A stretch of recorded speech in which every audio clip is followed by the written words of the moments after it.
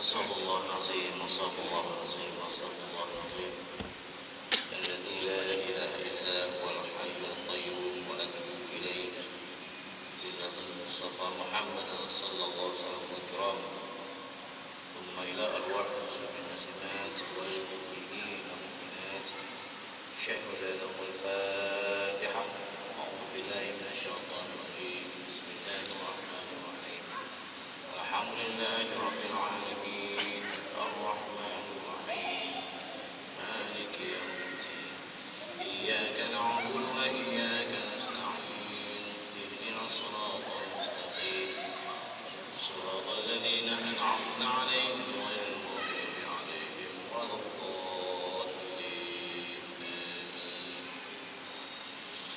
السلام عليكم ورحمة الله وبركاته. Bismillahirrahmanirrahim. Alhamdulillahirabbil alamin.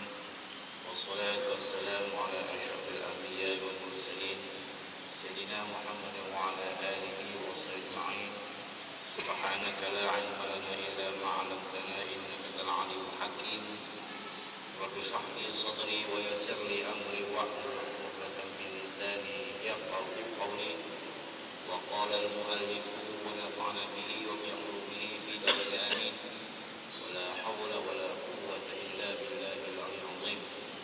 قال الله تعالى في القرآن الكريم: أعوذ بالله من الشيطان الرجيم. ربي أدخلني مدخل صدق وأخرجني مخرج صدق واجعل لي من سلطانا نصيرا. وقال تعالى: واتقوا الله ويعلمكم الله والله بكل شيء عليم. صدق الله العظيم. Pertama, puji dan syukur kepada Allah Subhanahu wa taala.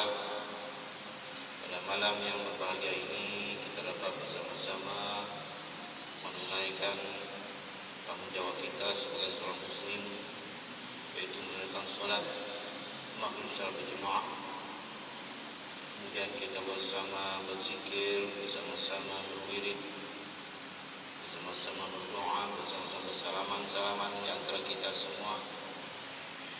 Pada ketika sekarang ini kita berada di salah satu tamu-tamu syurga. Mudah-mudahan kita semua ini akan tergolong di kalangan orang-orang yang beriman dan juga orang yang beramal saleh. Amin ya rabbal alamin. Salawat dan salam ke atas Nabi Muhammad sallallahu alaihi wasallam yang membawa kita daripada alam yang penuh kejelekan, alam yang penuh dengan kebodohan, alam yang penuh dengan kemaksiatan, kepada alam yang penuh ilmu pengetahuan, alam penuh kenikmatan, dan alam yang penuh rahmatan. Mudah-mudahan kita semua ini akan terus kekal dengan hati kita dengan nur Islam.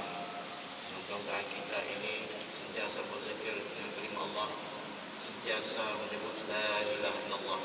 Mudah-mudahan kita ini juga insyaAllah sentiasa akan berada di sisinya insyaAllah.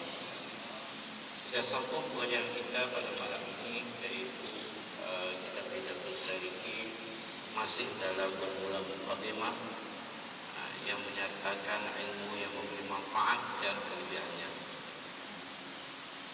Dalam minggu lepas kita menceritakan kata-kata daripada Imam Al-Ghazali dalam kitab Bidayatul Hidayah. Kita sambung maknanya kita ini. Apa dikatakan itu? Bermula ilmu yang memberi manfaat itu, yaitu barang yang menambah takutmu akan Allah Ta'ala dan menambah pula di dalam penglihatan hatimu dengan kecelaan dirimu, dan menambah pula dalam pengenalanmu akan ibadat kepada Tuhanmu yang maha mulia dan yang maha tinggi. Tuhan. Ilmu kalau kita belajar berarti apa? Selama mana kita belajar, makin lama dia akan menambah rasa takut kita kepada Allah Subhanahu wa taala. Bukan kita mencari ilmu itu menambah kita punya kesombongan kita, bukan menambah keilmuan kita. Tapi kita belajar ilmu tersebut tujuannya adalah untuk makin kita tunduk kepada Allah Subhanahu wa taala. Tak kira ilmu apa pun yang kita belajar, fardu ainnya, fardu kifayahnya, ilmu keduniaan ke ilmu akhiratnya, semuanya itu adalah bertujuan untuk kita sentiasa takut, sentiasa merendah diri, sentiasa bahwa Allah itu maha tinggi, Allah itu maha kaya, Allah itu maha luas. Sehingga kan kita ini jangan merasakan bahwa kita ini bongkak, kita ini sombong, kita ini asal daripada tanah, kita ini berjalan pun di atas tanah, mencari rezeki pun di atas tanah, kembali pun kepada tanah. Tapi kenapa ramai orang-orang kita masih melangit? Kata-kata Buya Hamka. Kita ini asalnya daripada tanah, berpijak, berjalan di atas tanah, mencari rezeki pun di atas tanah, kembalinya kita pun kepada tanah. Tetapi kenapa kita masih melangit? Maksudnya manusia itu, insan itu, orang itu, yang kita semua dikatakan orang, yang kita semua dikatakan sebagai manusia, masih juga berlakunya sombong. Walaupun ada ilmu sedikit, tetapi masih sombong. Sombong kepada Allah Subhanahu wa taala. Dia tidak sanggup berdoa, tidak sanggup berdoa secara berjemaah, mau nafsi sendiri-sendiri. Sombong. Tidak mau sholat berjemaah, mau sendiri-sendiri. Sombong. Tidak mau bersalam-salaman bersama kita. Sombong. Tidak menegur sapa, tidak beri salam. Sombong.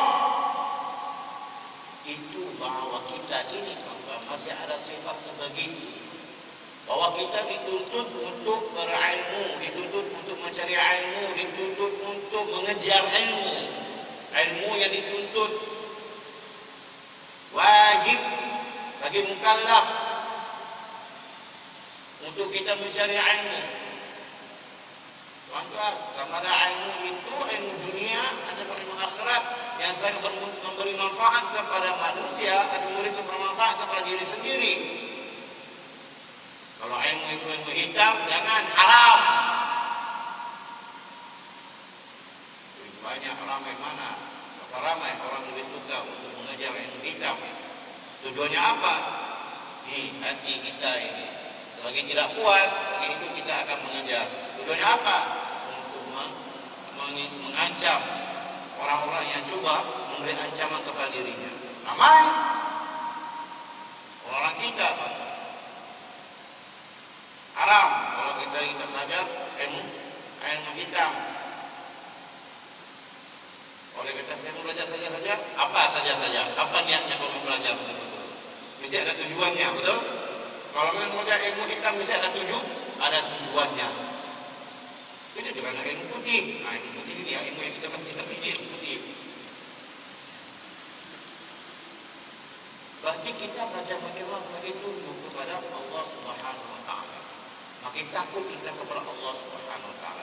Ini dinyatakan dalam kitab ini, Hidayatul Salikin, dinyatakan oleh Imam Al-Ghazali rahimahullah dalam kitab Hidayatul Hidayah.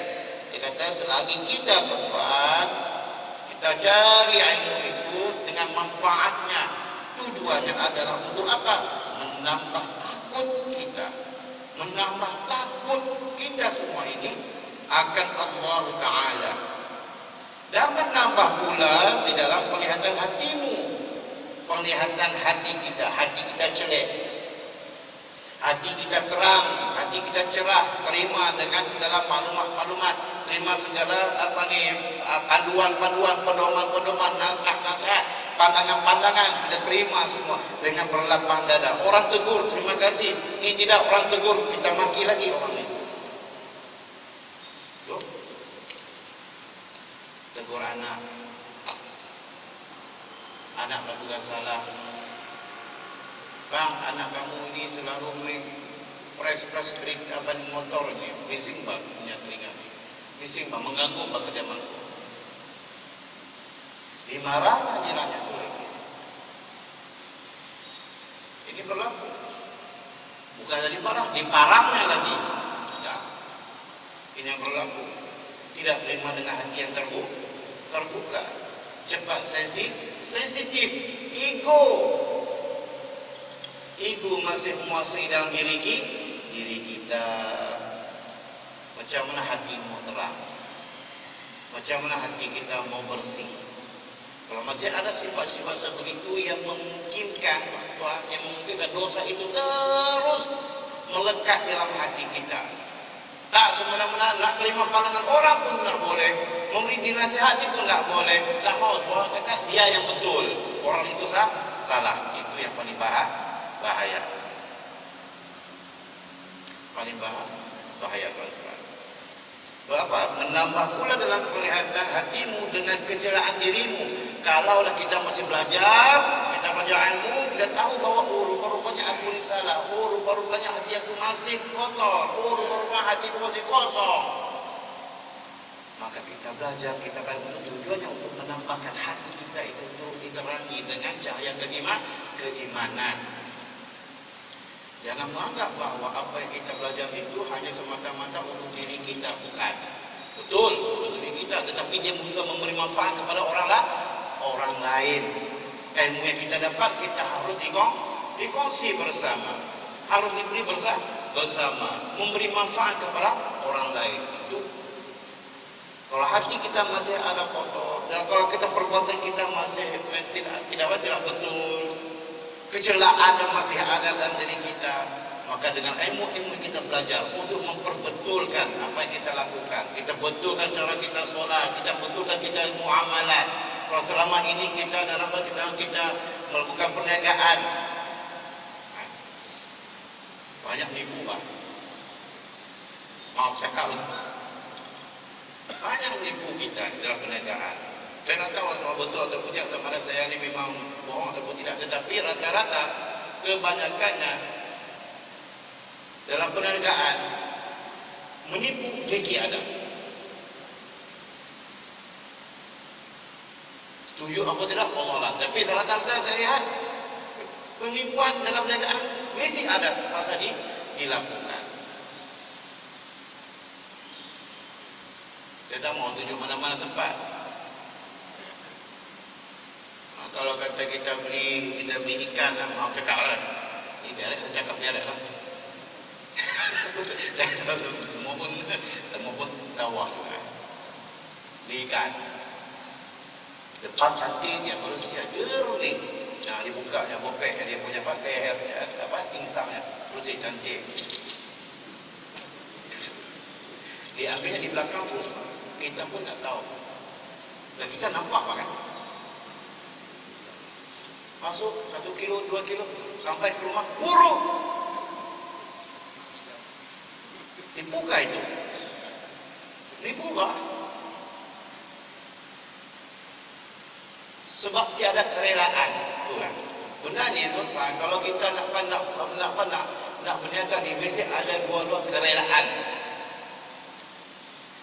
Kan?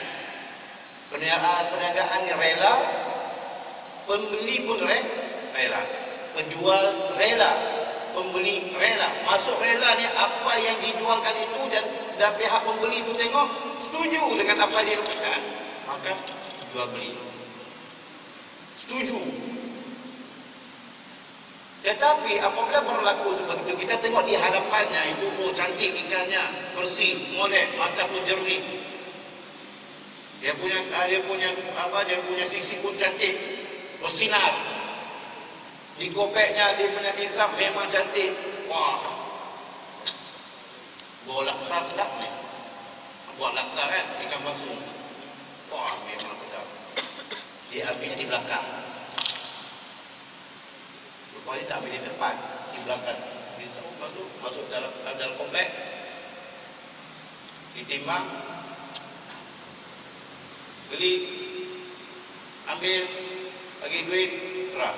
Sampai ke rumah cek-cek, bang, buruk bang. Astagfirullahaladzim. Hati kita tuan-tuan macam mana? Itu satu orang dia buat. Kalau 2-3 orang, Kalau dia buat 1 hari, 2 hari, 3 hari, 1 minggu, 1 bulan, setahun, penipuan yang dilakukan. Kalau satu orang tidak redha, macam mana dia punya rezeki dia? Ini baru cerita dapat nikah, tak cerita yang lain-lain lagi. Banyak itu buat perniagaan. Nak cerita bahawa tuan-tuan, banyak kalau cerita ni banyak tuan-tuan. Cerita tentang berniaga ataupun perkhidmatan semualah. Satu tempat tuan-tuan pernah lagi saya kerja di untuk jabatan saya lah, jabatan kemas. Projek untuk buat bina baik pulih. Masa saya di KK, saya dipilih pejabat. Projek 19,000 buat projek. Di satu tempat lah, tak mau sebut cuma tempat. Sebab saya di pejabat kemas. Cerita direct, apa ini tujuan kita untuk memberi sebagai pelajaran, pedoman. Di satu tempat. Projek 19,000, bawah 20,000. Nilai sebenarnya buat 5,000 saja.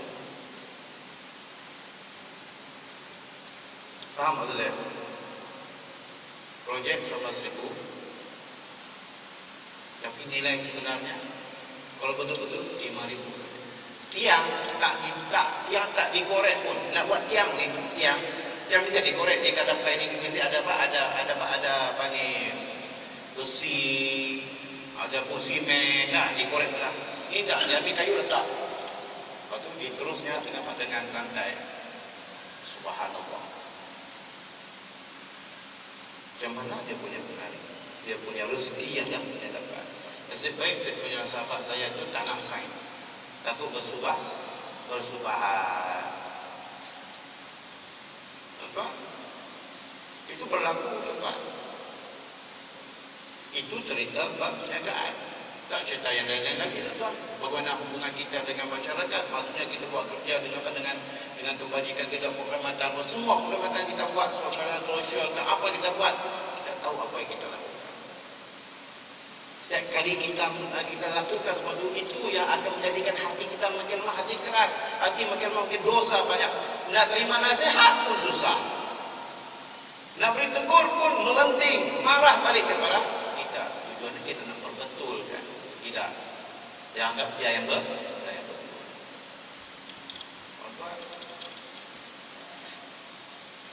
Takut kita pun ada sama seperti ini. Takut kita juga tergolong seperti ini, tuan-tuan.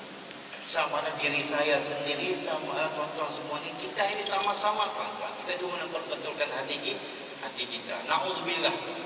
Kita minta simpang. Takut kita menjadi seperti itu. Supaya apa? Takut apa? Hati kita, bila kita tak terima dengan nasihat orang, hati kita tak terima ilmu, subhanallah. Tunggulah. Azabnya sangat pedih. Sebab apa? Kita menganggap bahawa kita ini betul. Solat kita ini macam mana tuan-tuan? Dalam makanan benda yang tak betul. Akhirnya keluarga pun jadi tak betul. Keluarga akan jadi musnah, hancur. Makanan yang diberikan itu bagaimana? Itu sumber rezeki tuan-tuan. Hati kita. Supaya apa? Bila dia cerita begini apa? Untuk kita perlihatkan hatimu itu dengan kecelaan dirimu. Selama mana kita tahu kita ni ada benda yang tidak baik, selama mana kita ada melakukan perkara-perkara yang tidak betul, kita perbetulkan sendiri. Sebab itu ilmu itu disuruh belajar. Supaya kita sedar bahawa selama ni aku lakukan seperti ini tak betul rupanya. Perbetulkan. Masalah sekarang tidak ramai orang mau itu pengajian. Sebab apa? Sombong. Sebab apa? Ego. Sebab apa? Menganggap bahawa dia itu betul. Na'udzubillah kita. Kalau kita masuk seperti orang itu. Dan menambah pula di dalam pengalamanmu akan ibadah kepada Tuhanmu. Dan bila kita belajar dan bila kita kenal dengan ilmu, maka kita ini tuan-tuan terus dengan beribadah. Kita tahu dengan apa yang kita berlaku dalam diri kita, dan kita tahu perlakuan kita, kita belajar, kita perbetulkan, maka kita terus beribadah, bersihkan hati kita, bertaubat.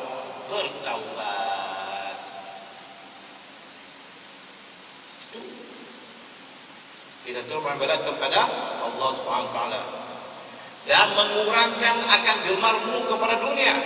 Apabila kita terus beramal ibadat, maka kita akan kurangkan kita dengan keduniaan. Yang selama ini kita suka kepada dunia, kita kembali kepada akhirat. Keduniaan ini banyak, banyak keduniaan di luar sana.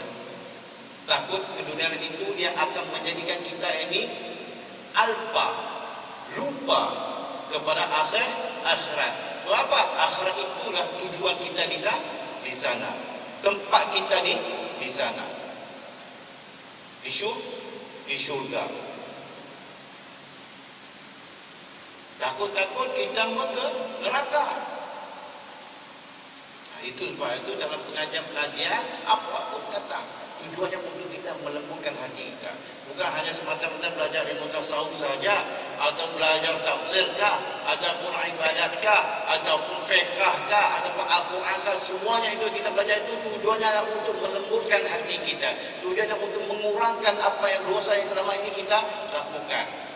Bila hati kita mudah lembut, terkurangnya dosa-dosa yang kita lakukan semua itu, insya Allah kita akan mudah menerima nasihat. Hati kita jinah dengan agama. Takut semua apa kita amal, apa kita lakukan semuanya itu takutnya akan menjadi sebab keduniaan itu yang terus menguasai diri kita. Dan dunia menguasai diri kita, subhanallah, kita terbuka. Itulah kenderaan itu, memang kenderaan itu kita perlu, keperluan kita. Benda lagi keduniaan ni kita ni, maksudnya kita masih banyak berfoya-foya. Yang sepatutnya kita boleh solat awal waktu, kita lebih mementingkan dunia akhirnya. Bila masuk akhirnya waktu baru kita nak solat, itu maksudnya. Kita jaga kita akhirat kita, jalan akhirat kita ni kita kena jaga. Dunia silakan, tapi kita nak jaga kita punya akhirat kita ini. Tujuannya apa? Tujuannya akhirat tersebut untuk kita memandu bahawa kita ini selamat. Selamat kita di akhirat kelak. Solat betul kita solat. Solat macam mana pun 5 waktu kita solat, tetapi jagalah solat kita. Solat macam mana tuan? Awal waktu. Supaya apabila dia masuk waktu, masuk azan, pergi tinggal ke keduniaan. Itu maksudnya. Maksudnya bukan kita nak tinggal dunia semata-mata sehingga kita ni zuhud, tak nak pakai, tak nak fikirlah semuanya itu, kenderaan ni susah, tak mau, saya nak cari unta. Nak pakai unta itu, payahlah, atau nak jalan kaki, payahlah. Tak, maksudnya apapun perlakuan kita, amal ibadah kita kena ikut cara yang betul.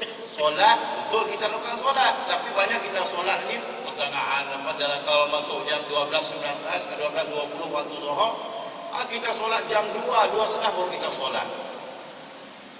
Kenapa? Kenapa kita mementingkan dunia dulu? Tak apa, mesyuarat. Kita mesyuarat. Kita jam 9 kita mesyuarat. Habis jam 12.30. Orang masuk waktu zuhur. Ni tengah-tengah waktu zuhur, masuk baca azan, Allahu Akbar, Allahu Akbar. Kita berhenti dulu. Berhenti sebab azan memandang. Lepas azan habis, sambung dulu terus mesyuarat sampai jam 1 jam 2. Macam mana? Itu nak jaga. Walaupun dunia juga, tetapi nak jaga akhirat, jalan akhirat itu nak jaga. Itu kita bab solat. Bab puasa. Bab puasa kita katakan betul-betul lah. Itu kalau puasa tuan-tuan, nak jaga betul puasa ni, kita lepas waktu sahur. Kita bersahur pun di akhir lah.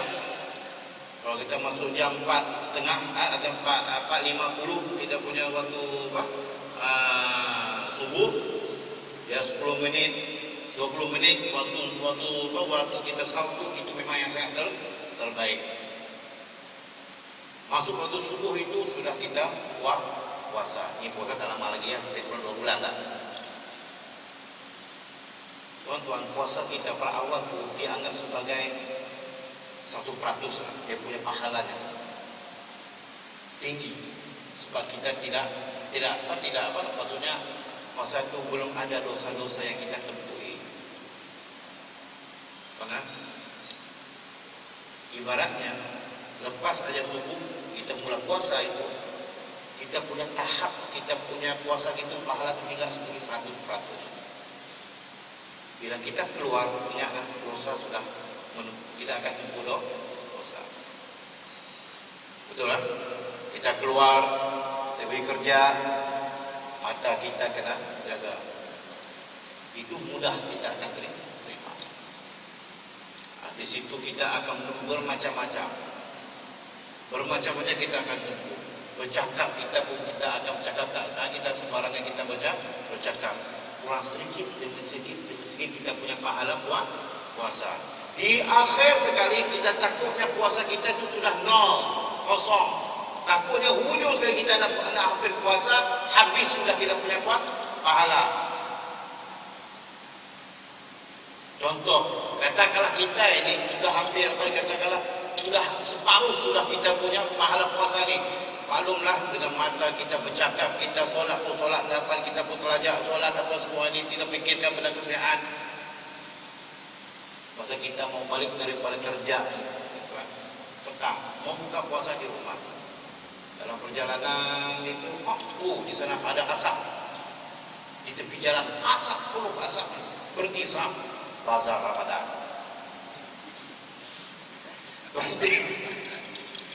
Bazar Ramadan berubah jam 5, jam 6 lebih kan puasa, buka puasa kan. Ada 1 jam lagi. Bazar Ramadan. Di mana tuh? Sabindo. Sabindo banyak asap. Ayam percik lah, apalah semua. Turun pergi masuk ke bazar, round pertama. Mata lihat kiri kanan. Bapak pilih mana makanan yang disukai. Round yang kedua, baru mau beli murtabak Jawa, nasi lalap, lepas tu air tebu. Okey, lepas tu teringatku, rupanya ada anakku. Anakku suka itu suka main misuk. Pergi misuk, cari beli misuk. Waktu punya telefon, kalau abang di mana ni? Di bazar. Abang cuba beli itu ini. Sukalah, beli lagi. Akhirnya makanan kita tuan-tuan banyak. Kompak itu aku fikir, kompak itu saya rasa subhanallah. Bukannya 10, mungkin 12, 14 mungkin banyak. Airnya apa? Air tebu ada, licikang pun ada, air kelapa pun ada, semua ada. Sebab apa di situ tuan? Nafsu. Tak heran tuan-tuan, apabila di akhirnya puasa tersebut kita hanya dapat lapar dan dahaga saja.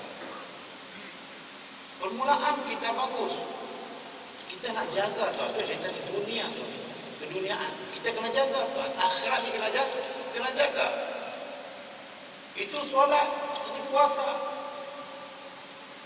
dan lagi dengan zakat. Berapa ramai orang berniaga buat zakat di sini, di pusat zakat, berapa banyak? Saya dapat maklumat daripada sahabat saya di seorang pembentang di kuis Selangor. Di Selangor tu tapi sahabat saya beritahu berapa persen saja orang tahu ini merupakan zakat perniagaan. Tak sampai 10%. Tak sampai 10% peniaga-peniaga ataupun bisnismen ini mengeluarkan zakat perniagaan. Kalau kata ada 10%, ada 100 peniaga di sini, tak sampai 10 orang mengeluarkan zakat perniagaan. Di Tawau, pembentangan seminar itu. Tuan, kawan saya bagi tahu, itu zakat tuan-tuan. Mana kita nak cari jalan akhirat kita? Itu saja tak. Dunia silakan dunia, tapi jaga jalan akhirat. Sebab hati kita, tuan-tuan. Tak heran kenapa apabila kita ini, tuan-tuan, kita sudah cintakan dunia, tak heran kenapa hati kita menjadi keras. Nak terima nasihat pun susah. Sebab kita tidak mahu mengambil jalan yang mana jalan itu adalah jalan yang paling selamat, yaitu jalan akhirat. Kita pilih jalan keduniaan. Sebab itu dalam kitab ini dia kata apa? Supaya kita ini mengurangkan gemarmu akan dunia dan menambah gemarmu kepada akhirat. Berarti apa? Ilmu yang kita belajar ini, tuan-tuan, supaya kita digemarkan cinta kepada akhirat. Majlis ilmu datang, esok lepas duha ada Profesor Dr. Fauzi Rahman, betul kan? Datang, belajar, ambil satu persatu supaya benda ini menjadi satu amalan kita. Kalau kita boleh perbetulkan diri kita supaya jalan keduniaan kita ini kita kuatkan dengan jalan ke akhirat, insya-Allah kita akan selamat. Dan membukakan ia akan mata hatimu dengan yang membinasakan akal amalmu sehingga engkau peliharakan daripadanya. Maksudnya apa? Membukakan ia akan mata hatimu. Maksudnya dengan ilmu dia akan buka mata kita, bukan mata hati kita, bukan mata hati kita. Seperti saya katakan tadi, bila kita belajar, rupa-rupanya selama ini aku buat tak betul. Macam saya katakan tadi, kita belajar Al-Quran, kebetulan kita punya Al-Fatihah. Yang selama ini kita punya anggap bahawa kita betul, rupanya tak betul. Kalau kita nak semayang, kita mesti ada wudu, ilmu, betul. Tak boleh semayang macam tu saja. Nak belajar. Nak semayang pun mesti ada wudu, suci, taharah. Kita kena belajar. Ada satu kisah, tuan-tuan. Cerita lagi tak? Ada satu cerita. Ada satu cerita ni, seorang mamat ni lah. Mamat ni, tapi mamat. Taruhlah nama apa ni? Nama Ali. Kita nama Ali. Si Ali ni dia menantu bapa mertuanya imam. Jadi baru baliklah. Lagi isteri ni balik ke rumah mertua, bapa mertua ni imam. Sampai petang, dalam 15 minit mau maghrib, dah sampai mak mertua pun kita, Ali, pergilah ke surau tu. Bapa ni ayah kau ada sana, imam. Pergilah. Pergi rupa-rupanya bapak mertua ni tak ada Pak Imam. Pak Imam pergi sembahyang tempat lain sebab lepas maghrib ada jemputan tahlil. Dapat. Sampai ke masjid ramai jemaah. Oh, ini menantu Pak Imam. Menantu Pak Imam. Oh, lama tahu sampai. Tak apalah. Apa ni azan nanti jadi imam. Okey, tak masalah. Tak ada masalah. Azan kemenangan apa azan habis apa tu? Terus saja jadi imam. Baca Bismillahirrahmanirrahim. Menantu Pak Imam ni mesti orang tahu kata, mesti orang yang betul-betul bidang agama lah. Pak Imam kalau mau cari menantu mesti ada bidang agama. Pandai baca Al-Quran, boleh jadi imam. Alhamdulillahirabbil alamin. Arrahmanirrahim. Maliki yaumiddin. Sampai begitu. Bismillahirrahmanirrahim. Qul ya ayyuhal kafirun. Dia buat lagu rakaat pertama, dia buat lagu syurah, kemudian buat lagu apa ni, Syekh Rashid Fasi. Rakaat kedua, buat lagu macam-macam. Apa habis tu? Assalamualaikum warahmatullahi. Assalamualaikum warahmatullahi. Dia balik belakang. Macam okey. Imam tu kata macam okey. Ui, hebat betul apa ni menantu rumah imam ni. Baru kamu tahu itu baru masuk itu tak pakai wuduk lagi. Kalau pakai wuduk lagi rupa-rupanya tak ambil wuduk.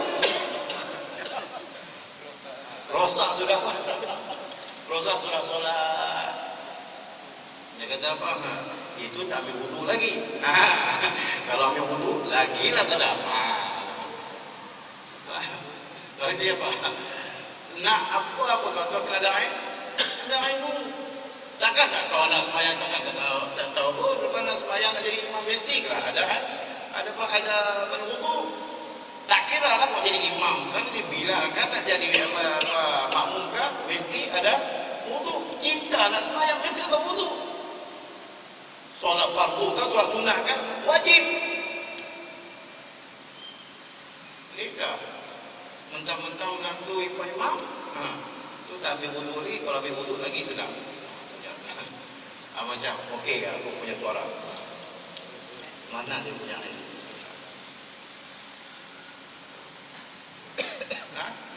Tuan-tuan, dan membukakan dia akan mata hatimu dengan yang menyesalkan akan amalmu hingga engkau peliharakan daripadanya. Dengan itu tuan, bila kita tahu perkara tersebut, dibuka mata hatimu, maksudnya kita buka mata hati kita.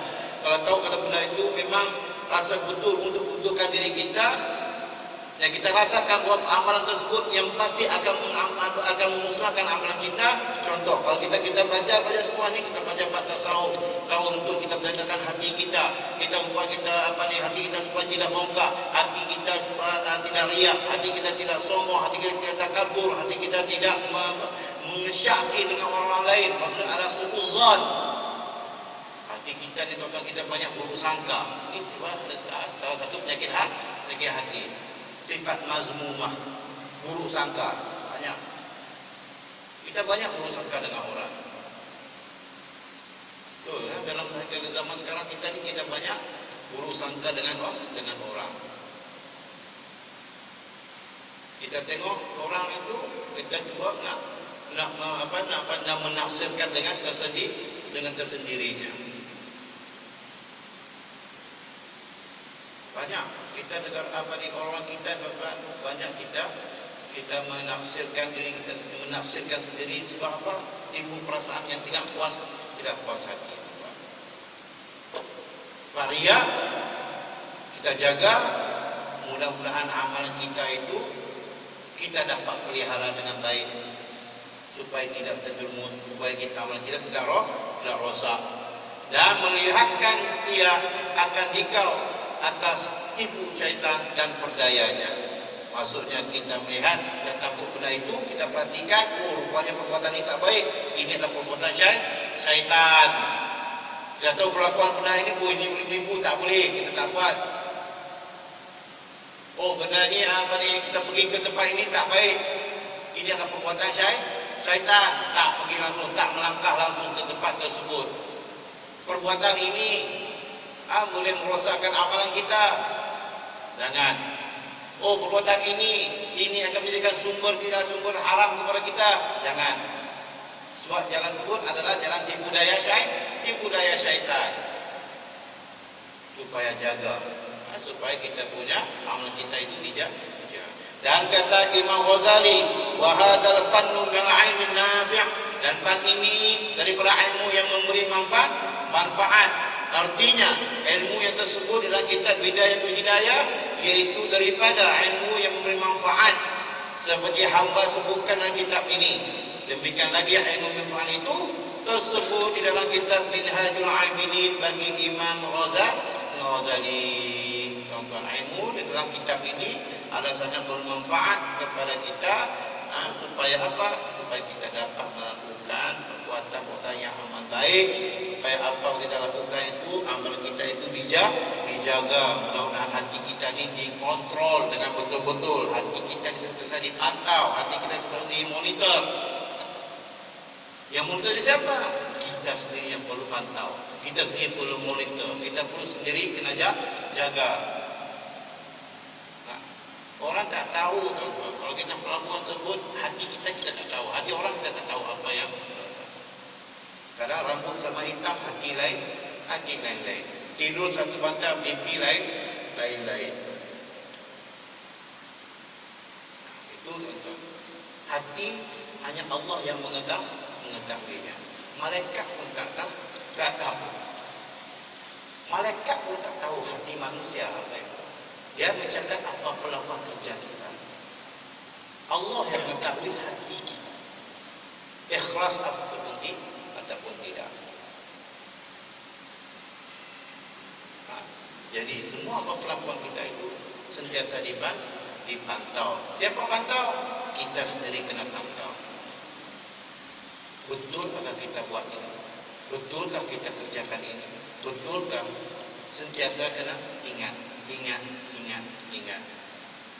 Nak sembahyang berarti betul-betul. Betulkah aku solat ini? Kau tak betul, sentiasa belajar. Betulkah aku punya Fatihah ni selama ini? Rupanya aku betul sudah. Okey. Tanya dulu dengan orang yang panggil, orang yang faqih tentang Al-Quran. Perdengarkan. Betulkah sebenarnya bacaan? Oh, rupanya tak betul.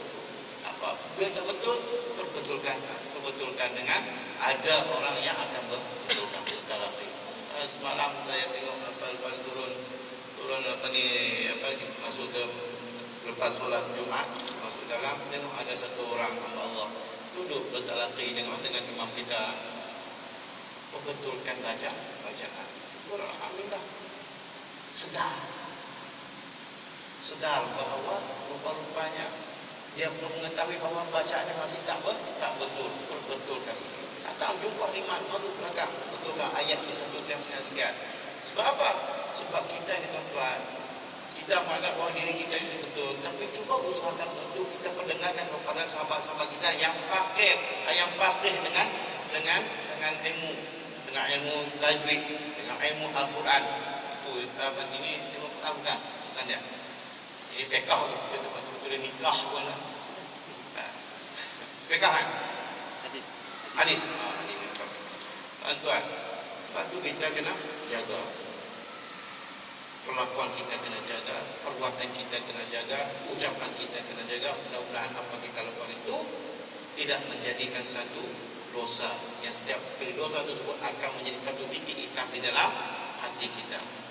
Nah, mudah-mudahan apa kita lakukan malam ini, apa kita belajar malam ini, insya-Allah Allah akan bersama-sama kita, Allah akan bersihkan jiwa kita, kita akan mudah terima dengan ilmu-ilmu yang kita belajar. Agak ilmu yang pada malam ini, ada ilmu besoknya, ada tasawufnya, ada sirahnya, apa semua. InsyaAllah mudah-mudahan kita akan tergolong di kalangan orang yang sentiasa betulkan. Mudah-mudahan kita juga akan menjadi orang yang soleh. Wallahu a'lam. Al-Fatihah. A'udzubillahi minasyaitonir rajim. Bismillahirrahmanirrahim. إياك نعبد وإياك نستعين اهدنا الصراط المستقيم صراط الذين أنعمت عليهم غير المغضوب عليهم ولا الضالين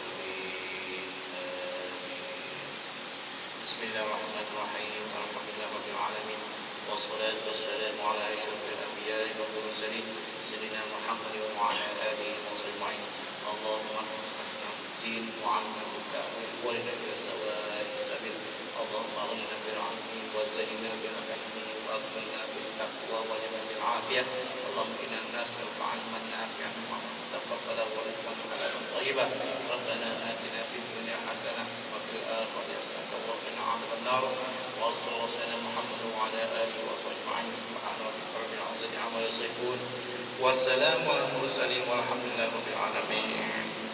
Kita dengan tasbih kifarah wa surah Asr. Subhanallah. أشهد أن لا إله إلا أنت أستغفرك وأتوب إليك. بسم الله الرحمن الرحيم والعصر إن الإنسان لفي خسر الذين آمنوا وعملوا الصالحات وتواصوا بالحق وتواصوا بالصبر. السلام عليكم.